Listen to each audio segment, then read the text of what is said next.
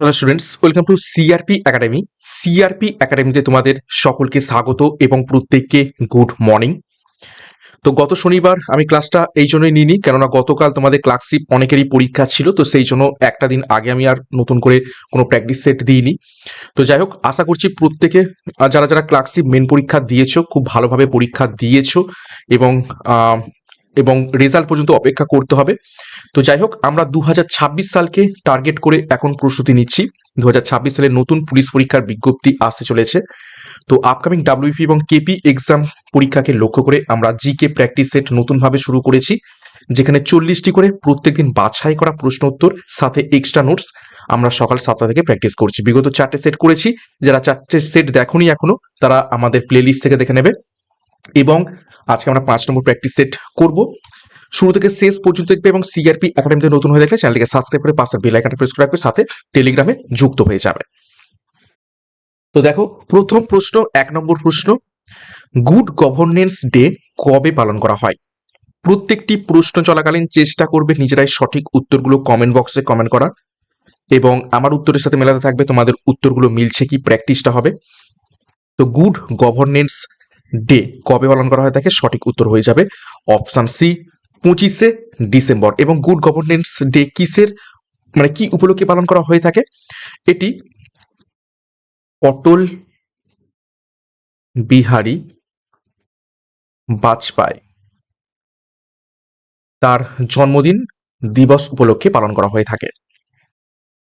2 নম্বর প্রশ্ন, ধ্রুব 64 কিসের সঙ্গে সম্পর্কিত? 4টি অপশন। প্রত্যেকটি টপিক থেকে, প্রত্যেকটি বিষয় থেকে প্রশ্ন তো রাখছি, কারেন্ট অ্যাফেয়ার্স, ইতিহাস, ভূগোল, সংবিধান, ইকোনমিক্স, ফিজিক্স, কেমিস্ট্রি, বায়োলজি, স্ট্র্যাটেজিকে। তো সঠিক উত্তর হয়ে যাবে অপশন সি। প্রথম দেশীয় 64 বিট ডুয়েল কোর মাইক্রো প্রসেসরের নাম হলো ধ্রুব 64। 3 নম্বর প্রশ্ন, প্রথম এশিয়ান মহিলা ক্রিকেটার হিসাবে আন্তর্জাতিক টি-20তে 4000 রান সম্পূর্ণ করেছেন নিচের কোন ক্রিকেটার?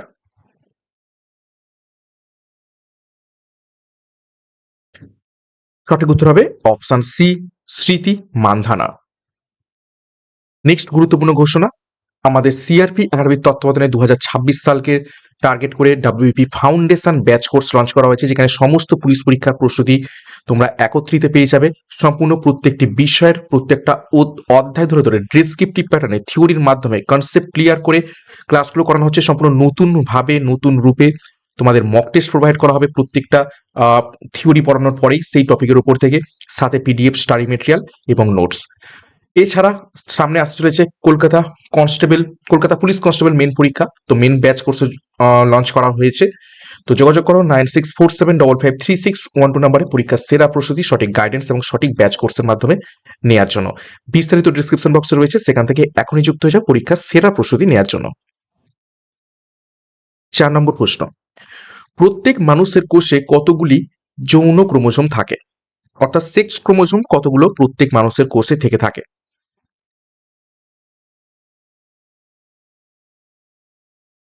সঠিক উত্তর হয়ে যাবে অপশন এ, 2টি। দেখো, ক্রোমোজোম সম্পর্কিত কিছু তথ্য দেখে নেব। মানুষের কোষে 46টি ক্রোমোজোম থাকে। দেখো, যৌন ক্রোমোজোম কি কি? এক্স এবং ওয়াই, এই দুটো করে ক্রোমোজোম থেকে থাকে। পুরুষে এক্স ওয়াই থাকে এবং নারীতে এক্স এক্স থাকে। তো দুটো থাকে কি, সেক্স ক্রোমোজোম। আর বাকি সব হচ্ছে অটোজোম, অর্থাৎ 44টি, যেটা যৌন নির্ধারণ করে না। আচ্ছা, কিছু ক্রোমোজোমের সমস্যার জন্য কিছু রোগ হয়ে থাকে। দেখো, ডাউন সিনড্রোম যে রোগটি হয়ে থাকে সেটি 21 নম্বর ক্রোমোজোমের ত্রিগুণের জন্য হয়ে থাকে। আর টার্নার সিনড্রোম যেটি হয়ে থাকে সেটা হচ্ছে একটি এক্স ক্রোমোজোমের অভাবে টার্নার সিনড্রোমটি দেখতে পাওয়া যায়। 5 নম্বর প্রশ্ন, কোন বিজ্ঞানী অঙ্গের ব্যবহার এবং অব্যবহারের নিয়ম আবিষ্কার করেছিলেন? অর্থাৎ কি নিয়ম? যে অঙ্গ আমরা যত বেশি ব্যবহার করব সেই অঙ্গের বিকাশ তত ভালো হবে, এবং যে অঙ্গের ব্যবহার আমরা করব না সেটা ধীরে ধীরে বিলুপ্ত হয়ে যাবে। যেমন আগেকার আমাদের মনে করা হতো আমাদের লেজ ছিল, এবং সেই লেজের ব্যবহার না করতে করতে মানুষের লেজটা হচ্ছে কি বিলুপ্ত হয়ে গেছে। ঠিক আছে, এবং আমরা ব্রেনকে বেশি ইউজ করি বলে ব্রেন অনেক আমাদের মানুষের মধ্যে বিকশিত হয়েছে। তো এই নিয়মটা কে আবিষ্কার করেছিলেন? সঠিক উত্তর হয়ে যাবে অপশন এ, ল্যামার্ক। দেখো, বিবর্তন তত্ত্বের বিজ্ঞানী কিছু দেখে নেবো কে কি তত্ত্ব দিয়েছিলেন। ল্যামার্ক দিয়েছিলেন অর্জিত গুণের অধিকার তত্ত্ব। তারপর দেখো ডারউইন কি বলেছিলেন, প্রাকৃতিক নির্বাচন তত্ত্ব অর্থাৎ অরিজিন অফ স্পিসিস। মেন্ডেল কি তত্ত্ব দিয়েছিলেন, বংশগতির নিয়ম তিনি দিয়েছিলেন মোটর গাছের পরীক্ষার মাধ্যমে। ওয়ালেস কি দিয়েছিলেন, ডারউইনের সাথে যৌথভাবে বিবর্তন তত্ত্ব তিনি দিয়েছিলেন। আর হুগো ডি ভ্রিস কি বলেছিলেন, মিউটেশন তত্ত্ব। তো এই মিউটেশন তত্ত্ব কে দিয়েছিলেন পরীক্ষায় প্রশ্ন থাকে, তো এই বিজ্ঞানীর নামটা একটু স্টার মার্ক করে রাখবে, হুগো ডি ভ্রেস। 6 নম্বর প্রশ্ন, ইউনেস্কো সদর দপ্তর কোথায় অবস্থিত রয়েছে?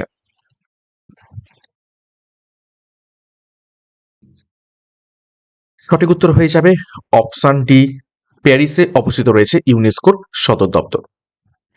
দেখো, ইউনেস্কো সদর দপ্তর প্যারিস ফ্রান্সে অবস্থিত। 1945 সালে ইউনেস্কো প্রতিষ্ঠিত হয়। জাতিসংঘ অর্থাৎ ইউএন এর সদর দপ্তর অবস্থিত রয়েছে নিউ ইয়র্কে, মার্কিন যুক্তরাষ্ট্রে। WHO অর্থাৎ ওয়ার্ল্ড হেলথ অর্গানাইজেশনের সদর দপ্তর অবস্থিত রয়েছে জেনেভা, সুইজারল্যান্ডে। IMF এর সদর দপ্তর অবস্থিত রয়েছে ওয়াশিংটন ডিসি, মার্কিন যুক্তরাষ্ট্রে। এবং WTO অর্থাৎ ওয়ার্ল্ড ট্রেড অর্গানাইজেশনের সদর দপ্তর রয়েছে জেনেভা, সুইজারল্যান্ডে। নেক্সট দেখো 7 নম্বর প্রশ্ন, জাতিসংঘের নিরাপত্তা পরিষদে কতজন সদস্য আছে?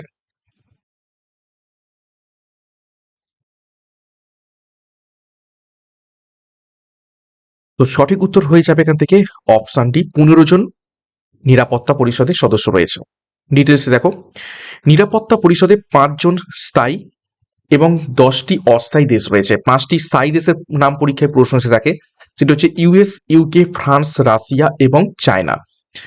সাধারণ সভা কতজন সদস্য রয়েছে জাতিসংঘের, কতগুলি দেশ, সেটা হচ্ছে 193টি দেশ বা 193টি সদস্য। ইউএন প্রতিষ্ঠিত হচ্ছে 1945 সালে, ঠিক আছে। তারপর মহাসচিব দেখো অ্যান্তনিও গুতারেস, পর্তুগাল থেকে তিনি বিলং করেন এবং ভেটো ক্ষমতা স্থায়ী সদস্যদের কাছেই থেকে থাকে, অর্থাৎ এই 5টা দেশের কাছে ভেটো ক্ষমতা রয়েছে। 8 নম্বর প্রশ্ন, 1967 সালে নিচের কে ডেপুটি প্রধানমন্ত্রী পদে নিযুক্ত হন? 1967 নিচের কোনজন ডেপুটি প্রধানমন্ত্রী পদে নিযুক্ত হয়েছিলেন? সঠিক উত্তর হবে অপশন বি, মোরারজি দেসাই।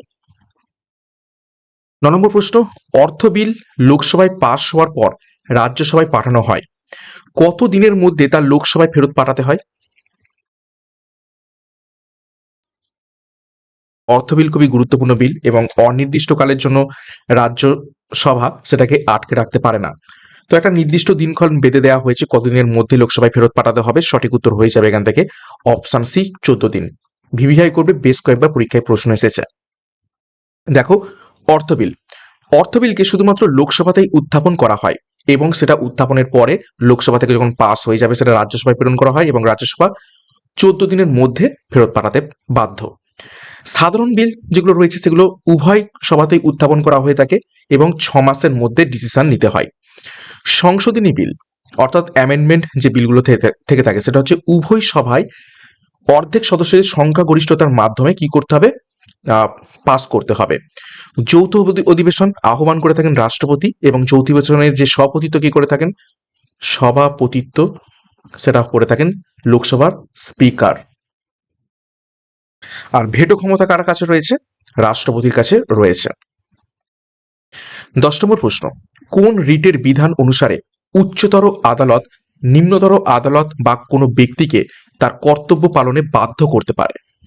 অর্থাৎ নিম্নতর আদালত তার কর্তব্য পালন করছে না বা কোনো ব্যক্তি তার কর্তব্য পালন করছে না, তখন উচ্চতর আদালত সেই নিম্নতর আদালতকে বা সেই ব্যক্তিকে কর্তব্য পালন করতে নির্দেশ দিয়ে থাকেন। তো কোন রিটের মাধ্যমে এই নির্দেশ জারি করে থাকেন? তো সঠিক উত্তর হয়ে যাবে এখান থেকে দেখো অপশন ডি, ম্যান্ডামাস। ওকে, দেখো ম্যান্ডামাস হচ্ছে কি কর্তব্য পালনের নির্দেশ। হেবিয়াস কর্পাস মানে হচ্ছে কি অবৈধভাবে আটক থেকে মুক্তি প্রদান করা। তারপর দেখো প্রহিবিশন, প্রহিবিশন মানে হচ্ছে নিম্ন আদালতকে অধিকারের বাইরে কাজ না করার নির্দেশ, অর্থাৎ কোন নিম্নতর আদালত এমন একটা রায় দিয়ে দিল যে রায়টা তার এখতিয়ারের মধ্যে পড়ে না, তো সেই অধিকারের বাইরে গিয়ে না কাজ করার নির্দেশ দিয়ে থাকে নিম্নতর আদালতকে। সার্টিওরি মানে হচ্ছে নিম্ন আদালতের রায়কে বাতিল করে দেয়া। আর কুও ওয়ারান্ত মানে হচ্ছে কোনো একটা পদে কোনো একজন ব্যক্তি সে অবৈধভাবে সেই পদটা দখল করে আছে, তো সেই অবৈধ পদ দখলদারিকে অপসারণ করতে বা সে অ্যাকচুয়ালি সেই পদের যোগ্য অধিকারী কিনা সেটা যাচাই করতে এই কো ওয়ারান্ত এই রিটটি জারি করা হয়ে থাকে। টোটাল কটি রিট রয়েছে? 5টি রিট রয়েছে। এখান থেকে মনে রাখবে, এসসি সুপ্রিম কোর্ট আর্টিকেল 32 অনুযায়ী এই 5টা রিট জারি করে, আর হাইকোর্ট জারি করে 226 নম্বর ধারা অনুযায়ী এই 5টি রিট।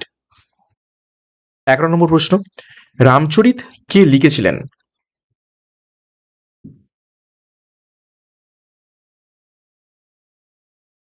সঠিক উত্তর হয়ে যাবে এখান থেকে, দেখো রামচরিত লিখেছিলেন অপশন এ সন্ধ্যাকর নন্দী। আর রামচরিত মানস কে লিখেছিলেন?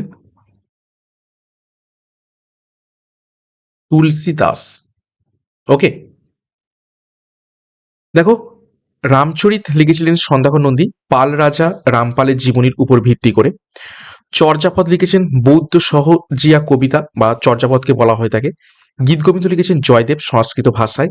চৈতন্য চরিতামৃত লিখেছেন কৃষ্ণদাস কবিরাজ। পদাবলী লিখেছেন বিদ্যাপতি মৈথিলি ভাষাতে। 12 নম্বর প্রশ্ন, মহাবীরের উপদেশ সংকলন কোন নামে পরিচিত রয়েছে?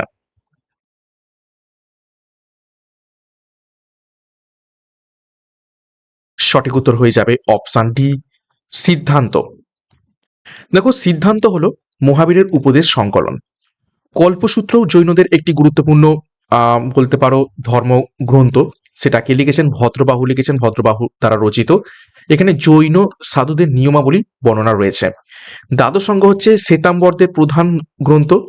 তারপর দেখো তত্ত্বার্থ সূত্র উমা সত্তি দ্বারা রচিত, এবং ভগবতী সূত্র এটি হচ্ছে দ্বাদশ অঙ্গের একটি কি ভাগ। দেখো 13 নম্বর প্রশ্ন, ষোড়শ মহাজন পদের মধ্যে নিচের কোনটি দক্ষিণ ভারতে অবস্থিত ছিল? ভিভিআই করবে।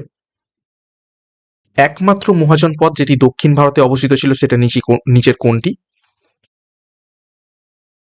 সঠিক উত্তর হয়ে যাবে এখান থেকে অপশন সি অসমক। কোন নদীর তীরে অবস্থিত? গোদাবরী নদীর তীরে অবস্থিত ছিল। 14 নম্বর প্রশ্ন, আতিলা কোন সম্প্রদায়ের নেতা?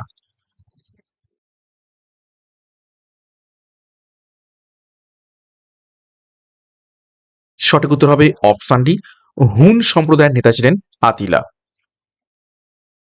নেক্সট দেখো 15 নম্বর প্রশ্ন, চন্দ্রগুপ্ত দ্বিতীয় রাজত্বকালে কোন পর্যটক ভারতে এসেছিলেন? এই ধরনের প্রশ্ন বেশ কয়েকবার পরীক্ষাতে এসেছে। কোন পর্যটক কোন রাজার আমলে ভারতবর্ষে আসেন? তো চন্দ্রগুপ্ত দ্বিতীয় বা দ্বিতীয় চন্দ্রগুপ্তের আমলে ভারতবর্ষে এসেছিলেন, দেখো অপশন ডি ফা হিয়েন। দেখো প্রাচীন পর্যটক এবং কারা কোন সময় এসেছিল একটু দেখে নেবো। দেখো ফাই হিয়েন এসেছিলেন চীন দেশ থেকে গুপ্ত যুগে, অর্থাৎ দ্বিতীয় চন্দ্রগুপ্তের সময় 399 থেকে 414 খ্রিস্টাব্দে। তারপর দেখো হিউয়েন সাং এসেছিলেন চীন দেশ থেকে হর্ষবর্ধনের সময় 630 থেকে 645 খ্রিস্টাব্দে।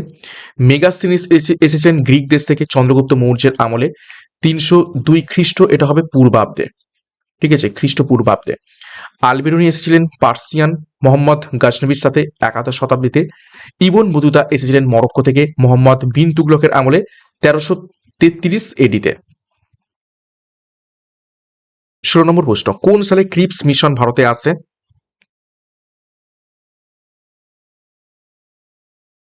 তো ইজি প্রশ্ন এটি, সঠিক উত্তর হয়ে যাবে অপশন সি 1942 সালে। দেখো ক্রিপস মিশন 1942 সালে আসে এবং ডোমিনিয়ন স্ট্যাটাস প্রস্তাব করে। ক্যাবিনেট মিশন আসে 1946 সালে, ভারত বিভাজন পরিকল্পনা করে। ওহাবেল মিশন বা ওহাবেল পরিকল্পনা আসে 1945 সালে, যেখানে সিমলা সম্মেলন সংগঠিত হয়। অগাস্ট অফার 1940 সালে করা হয়ে থাকে যুদ্ধোত্তর সংবিধান রচনার জন্য। কুইট ইন্ডিয়া অর্থাৎ ভারত ছাড় আন্দোলন হয় 1942 সালে গান্ধীর নেতৃত্বে। 17 নম্বর প্রশ্ন, অ্যানি বেসান্ত কোথায় হোম রুল লীগ প্রতিষ্ঠা করেন?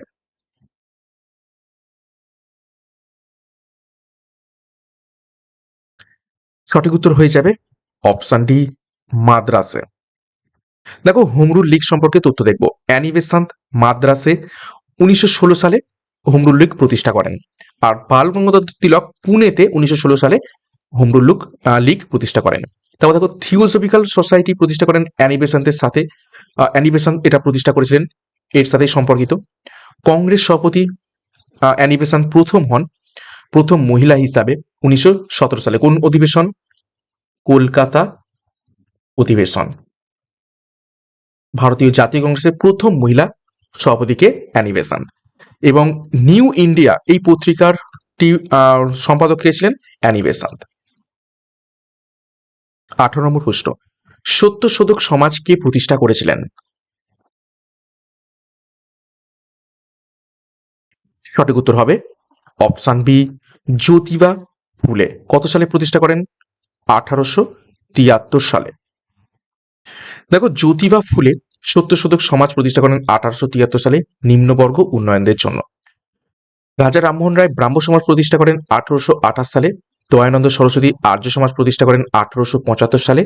বিবেকানন্দ রামকৃষ্ণ মিশন প্রতিষ্ঠা করেন 1897 সালে। এবং পেরিয়ার সেলফ রেসপেক্ট মুভমেন্ট তিনি তৈরি করেন।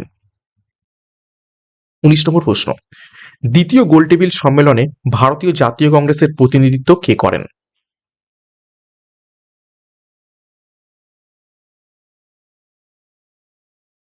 সঠিক উত্তর হয়ে যাবে অপশন সি, মহাত্মা গান্ধী।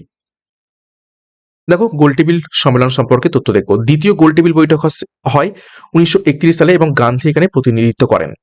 প্রথম যে গোলটেবিল বৈঠকটি হয়েছিল 1930 সালে, সেখানে কংগ্রেস এই বৈঠক বয়কট করে। এবং তৃতীয় যে গোলটেবিল বৈঠকটি হয়েছিল সেটি হয়েছে 1932 সালে, এখানেও কংগ্রেস বয়কট করে। আচ্ছা, গান্ধী আরউইন চুক্তি হয় 1931 সালে সম্মেলনের জন্য, এবং তারপরেই এই গান্ধী দ্বিতীয় গোলটেবিল বৈঠকে যোগ দিতে সম্মতি প্রদান করে। তারপর দেখো কমিউনাল অ্যাওয়ার্ড ঘোষণা হয় 1932 সালে পৃথক নির্বাচন মণ্ডলে দেওয়ার জন্য। 20 নম্বর প্রশ্ন, ইলবার্ট বিল নিচের কোনটির সাথে সম্পর্কিত ছিল?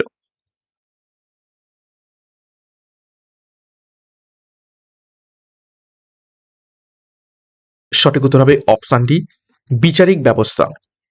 কত সালে ইলবার্ট বিল এসেছিল? 1883 সালে। দেখো ডিটেলসে, ইলবার্ট বিল 1883 সালে ভারতীয় বিচারকদের ইউরোপীয়দের বিচারের অধিকার প্রদান করা হয়, এবং যার ফলে একটা প্রচুর আন্দোলন হয় যে এখন থেকে ভারতীয়রাও কি ইউরোপদের বিচার করবে। তো ইউরোপীয়রা এর বিরুদ্ধে প্রচুর আন্দোলন করে। নেক্সট দেখো ভার্নাকুলার প্রেস অ্যাক্ট আসে 1878 সালে প্রেস সেন্সরশিপের জন্য। রাওলাট অ্যাক্ট আসে 1919 সালে বিচার ছাড়া যে কাউকে আটকের জন্য। পিটস ইন্ডিয়া অ্যাক্ট আসে 1784 সালে কোম্পানির নিয়ন্ত্রণের জন্য। রেগুলেটিং অ্যাক্ট আসে 1773 সালে, প্রথম নিয়ন্ত্রণ আইন এটি ছিল। 21 নম্বর প্রশ্ন, মানুষের দেহে অগ্নাশয়ের আলফা কোষ থেকে কোন হরমোন নিঃসৃত হয়ে থাকে?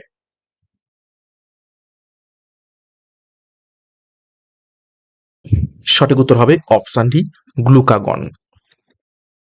দেখো ইনসুলিন যে হরমোনটি সেটি বিটা কোষ থেকে নিঃসৃত হয় এবং রক্ত শর্করা কমিয়ে দেয়।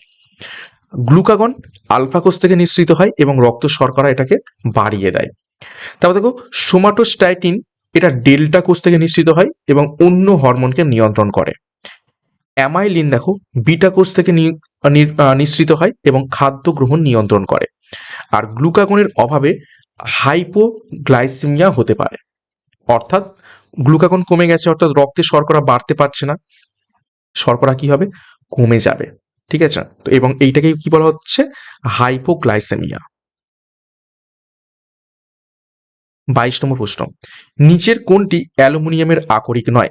চারটি অপশন রয়েছে, চারটির মধ্যে থেকে তিনটি অ্যালুমিনিয়ামের আকরিক এবং অন্যটি নয়। তো সেই অন্যটি নিচের কোনটি?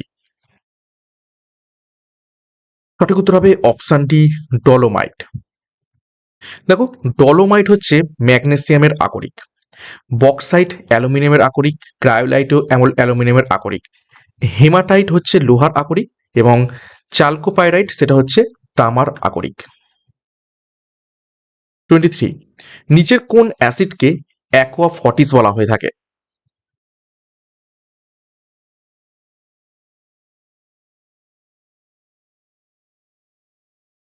সঠিক উত্তর হয়ে যাবে অপশান ডি নাইট্রিক অ্যাসিডকে। দেখো নাইট্রিক অ্যাসিডকে অ্যাকোয়াফর্টিস বলা হয়ে থাকে, সালফিউরিক অ্যাসিডকে বলা থাকে অয়েল অফ ভিট্রিওয়াল, হাইড্রোফ্লুরিক অ্যাসিডকে বলা থাকে হাইড্রোফ্লুরিক অ্যাসিড কাঁচ ক্ষয় করে থাকে অর্থাৎ এইচএফ, কাঁচের পাত্রে রাখা হয় না সেই জন্যই। তারপর দেখো অ্যাকোয়া রিজিয়া তৈরি করা হয়ে থাকে 3:8CL এবং 1:HNO3 মিশ্রণে। আর ফর্মিক অ্যাসিড কোথায় থাকে? পিপিলিকার যে হুল সেখানে থেকে থাকে। 24 কোন বিজ্ঞানী কোয়ান্টাম তত্ত্বের সাহায্যে পরমাণুর গঠন ব্যাখ্যা করেন?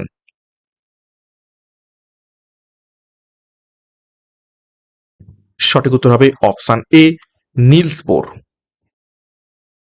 25 নম্বর প্রশ্ন, হার্জ কোনটির একক? ইজি প্রশ্ন একদম। সঠিক উত্তর হবে অপশন ডি ফ্রিকোয়েন্সি, অর্থাৎ কম্পাঙ্কের একক হচ্ছে কি হার্জ। দেখো হার্জ ফ্রিকোয়েন্সির একক, অ্যাম্পিয়ার তড়িৎ প্রবাহর একক, ভোল্ট হচ্ছে ভোল্টেজের একক, জুল শক্তির একক এবং ওয়াট ক্ষমতার একক। 26 নিচের কোনটি তরল থেকে কঠিনে পরিণত হলে আয়তন বাড়ে না?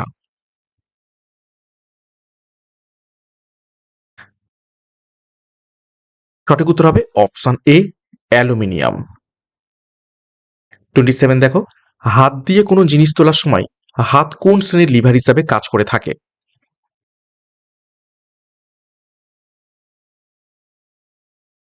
সঠিক উত্তর হবে অপশন ডি তৃতীয় শ্রেণীর লিভার হিসেবে কাজ করে থাকে। দেখো তৃতীয় শ্রেণীর লিভার কিরকম হয়ে থাকে? লোড এবং এফর্ট ফালক্রামের একই দিকেই থাকে, যেমন ফোরসেপস, ঠিক আছে, লোড এবং এফর্ট ফালক্রামের একই দিকে থাকে। তাও দেখো প্রথমটা কি ফুলক্রামের মাঝে থাকে, ফুলক্রাম মাঝে থাকে, যেমন শিষ্য অর্থাৎ যেটাকে আমরা বাংলায় বলে থাকি ওই দোলন, যেটা দুদিকে বসে এদিক ওদিক হয়। আর দ্বিতীয় যে লিভার সেটা হচ্ছে লোড থাকে মাঝে, যেমন নাট ক্র্যাকার। আর হাত কুনি হচ্ছে ফালক্রাম এবং হচ্ছে এটা তৃতীয় শ্রেণীর লিভার হিসেবে কাজ করে থাকে এবং চিমটিও তৃতীয় শ্রেণীর লিভার। 28 মরীচিকা নিচের কোনটির উদাহরণ?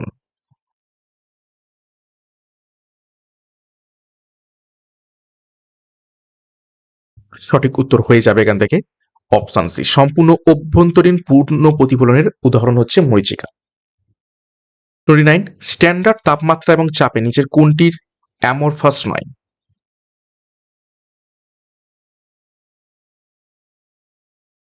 সঠিক উত্তর হবে অপশন ডি সাধারণ লবণ। 30 নিচের কোনটির গন্ধ পচা মাছের মতো?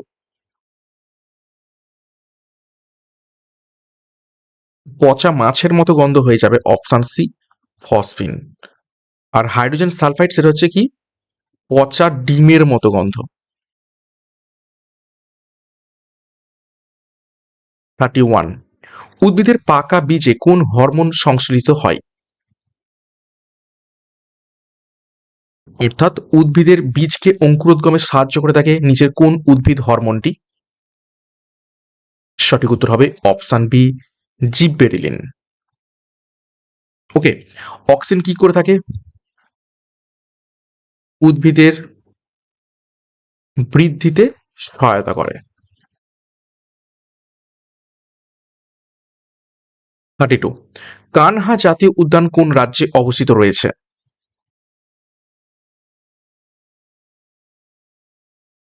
সঠিক উত্তর হবে অপশন ডি মধ্যপ্রদেশ। 33 দেখো মাদাগাস্কার দেশ কোন মহাদেশে অবস্থিত?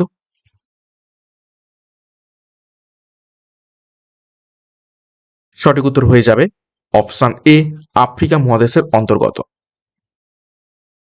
34 পর্যটন কেন্দ্র দারিংবাড়ি কোন রাজ্যে অবস্থিত রয়েছে? দারিংবাড়িকে কি বলা হয়ে থাকে একটু পরে বলবো, কোন রাজ্যে অবস্থিত আগে বলে নিই। সঠিক উত্তর হবে অপশন ডি ওড়িশা। এবং দারিংবাড়িকে কি বলা থাকে? ওড়িশার কাশ্মীর। 35 আরাবল্লী পর্বতমালার সর্বোচ্চ শৃঙ্গ নিচের কোনটি? আরাবল্লী পর্বতমালা নিয়ে এখন প্রচুর আন্দোলন চলছে। তো সঠিক উত্তর হয়ে যাবে এখান থেকে অপশানটি গুরু শিখর হয়ে যাবে আরাবল্লী পর্বতমালার সর্বোচ্চ শৃঙ্গ। দেখো গুরু শিখর আরাবল্লী পর্বতমালার সর্বোচ্চ শৃঙ্গ রাজস্থানে অবস্থিত রয়েছে। আনাইমুদি পশ্চিমঘাট পর্বতমালা তথা পুরো দক্ষিণ ভারতের সর্বোচ্চ শৃঙ্গ, ঠিক আছে, এটা হচ্ছে দক্ষিণ ভারতেরও সর্বোচ্চ শৃঙ্গ আনাইমুদি। দোদাবেতা নীলগিরি পর্বতের সর্বোচ্চ শৃঙ্গ এবং ধূপগড় হচ্ছে সাতপুরা পাহাড়ের সর্বোচ্চ শৃঙ্গ। 36 নিচের কোন উপকূলীয় এলাকায় শীতকালীন বৃষ্টিপাত দেখতে পাওয়া যায়? স্টার মার্ক করবে। ঘুরিয়ে প্রশ্ন আসতে পারে যে বছরে দুবার বৃষ্টিপাত হয়, অর্থাৎ একটা মৌসুমী বায়ুর প্রভাবে নর্মাল বর্ষাকালে, আর দ্বিতীয়টা হচ্ছে এই শীতকালে। সঠিক উত্তর হবে অপশনটি করমণ্ডল উপকূল, অর্থাৎ কোন উপকূল? তামিলনাড়ু উপকূল। 37 কফি চাষের জন্য কোন ধরনের মাটি আদর্শ?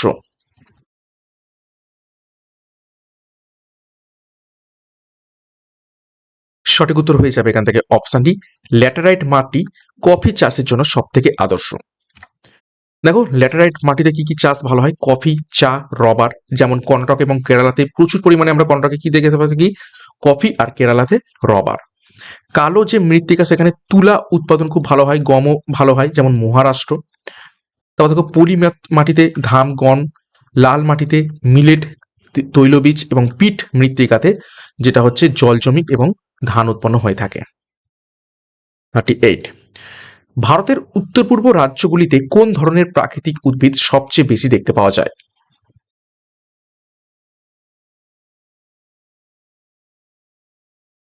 সঠিক উত্তর হবে অপশনটি ট্রপিক্যাল এভারগ্রিন, ক্রান্তীয় চিরহরিৎ, ঠিক আছে, সরি, ক্রান্তীয় চিরহরিৎ। দেখো ম্যানগ্রোভ দেখতে পাওয়া যায় সুন্দরবন লবণাক্ত এরিয়াতে, পর্ণমোচী উদ্ভিদ দেখতে পাওয়া যায় মধ্য ভারতে, অ্যালপাইন ফরেস্ট দেখতে পাওয়া যায় হিমালয়, এবং মরু উদ্ভিদ দেখতে পাওয়া যায় রাজস্থানে। 39 বাইলাদিলা লৌহ আকরিক খনি কোন রাজ্যে অবস্থিত রয়েছে?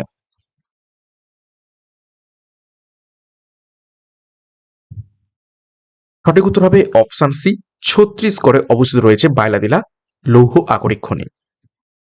দেখো কিছু লৌহ আকরিক খনি কোথায় কোথায় অবস্থিত দেখে নেবো। দেখো বাইলাডিলা ছত্তিশগড়ে অবস্থিত, সিংভূম ঝাড়খণ্ডে অবস্থিত, কুদ্রেমুখ কর্ণাটকে অবস্থিত, কিরিবুরু উড়িষ্যাতে অবস্থিত, এবং গয়া এটা হচ্ছে লৌহ রপ্তানি করা থাকে। আচ্ছা এইটা শেষটা কেটে দেবে, ঠিক আছে। নেক্সট 40 নম্বর প্রশ্ন এবং আজকের ক্লাসের শেষ প্রশ্ন।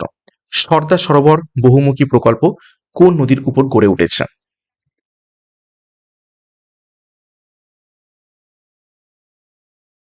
সঠিক উত্তর হয়ে যাবে অপশনটি নর্মদা নদীর উপর গড়ে উঠেছে।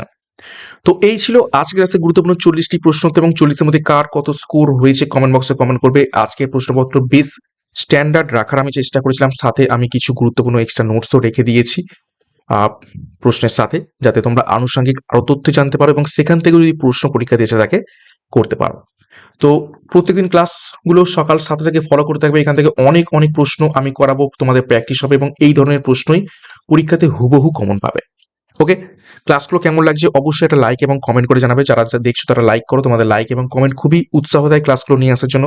সাথে আমাদের যে ফুল batch course, foundation batch course WBP পরীক্ষাকে লক্ষ্য করে 2026 সালের, সেখানে যুক্ত হয়ে যাও। পরীক্ষার সেরা প্রস্তুতি প্রত্যেকটি বিষয়ের প্রত্যেকটা অধ্যায় ধরে ধরে ডিসক্রিপটিভ প্যাটার্নের থিওরির মাধ্যমে, তার উপর থেকে মক টেস্ট প্রত্যেকটা অধ্যায়ের উপর থেকে, সাথে পিডিএফ স্টাডি মেটেরিয়ালের মাধ্যমে নেওয়ার জন্য। সাথে constable KP constable main batch কোর্সে যুক্ত হয়ে যাও যারা মেন পরীক্ষাকে টার্গেট করছো। তো ডিসক্রিপশন বক্সে ডিটেলস পেয়ে যাবে। 9647553612 নম্বরেও যোগাযোগ করো এবং সেখান থেকে যুক্ত হয়ে যাও। তো আজকে ক্লাসটা শেষ করবো, তার আগে সিআরপি একাডেমিতে নতুন হয়ে থাকলে চ্যানেলটিকে সাবস্ক্রাইব করো, পাশের বেল আইকনটা প্রেস করে রাখো, সাথে টেলিগ্রামে যুক্ত হয়ে যাও। তো এখানে শেষ করলাম, প্রত্যেকে all the best, thank you, by.